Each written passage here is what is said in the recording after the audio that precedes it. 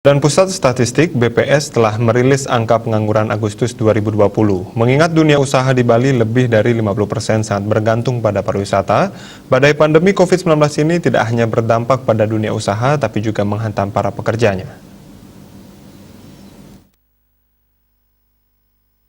Badan Pusat Statistik BPS mencatat kenaikan pengangguran 5,63% pada Agustus 2020 dibanding Agustus 2019. Pengangguran yang tercipta karena dampak COVID-19 sebanyak 98,18 ribu orang. Pengangguran yang tercipta karena COVID-19 namun belum masuk angkatan kerja (BAK) sebanyak 34,51 ribu orang. Tidak bekerja karena COVID-19 ada sebanyak 72,19 ribu orang, sedangkan penduduk yang bekerja mengalami pengurangan jam kerja ada sebanyak 648,25 ribu orang. Kepala BPS Bali, Hanif Yahya, didampingi Koordinator Fungsi Neraca Wilayah dan Analisis BPS Bali, Kadek Muryadi, mengatakan, pengangguran yang tercipta terindikasi merupakan pekerja pariwisata karena melihat data yang lebih banyak menganggur adalah lulusan D1, D2, D3, dan SMK yang memiliki kecakapan khusus. Tenaga kerja dengan kecakapan khusus di Bali adalah orang-orang pariwisata. Angka pengangguran yang dihitung berdasarkan tidak bekerja selama minimal 1 jam per hari berturut-turut, di luar perhitungan itu disebut menganggur. Hal yang menjadi perhatian adalah kualitas kerja.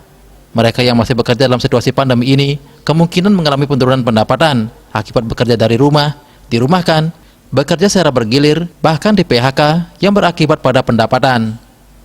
Akhirnya mereka beralih bekerja ke sektor lain seperti bekerja serabutan di bidang pertanian yang pendapatannya lebih kecil dari pendapatan utamanya. Sementara itu masalah baru muncul dengan masuknya angkatan kerja baru mendekati bonus demografi.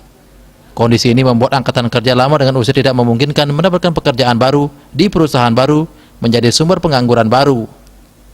Hanif Yahya menilai Bali harus pintar memanfaatkan peluang yang ada, seperti adanya peluang dipilihnya Bali sebagai tempat pelaksanaan event internasional maupun nasional. Masyarakat Bali harus mendukung dengan taat protokol kesehatan prokes dan menyukseskan program vaksinasi agar cakupan vaksinasi segera tercapai 70%.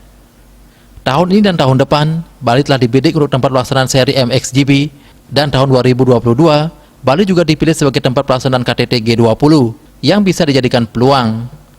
Dampak positif lainnya adalah upaya untuk menunjukkan kepada dunia luar bahwa tempat wisata di Bali telah menerapkan prokes yang ketat, sehingga bisa sebagai promosi gratis.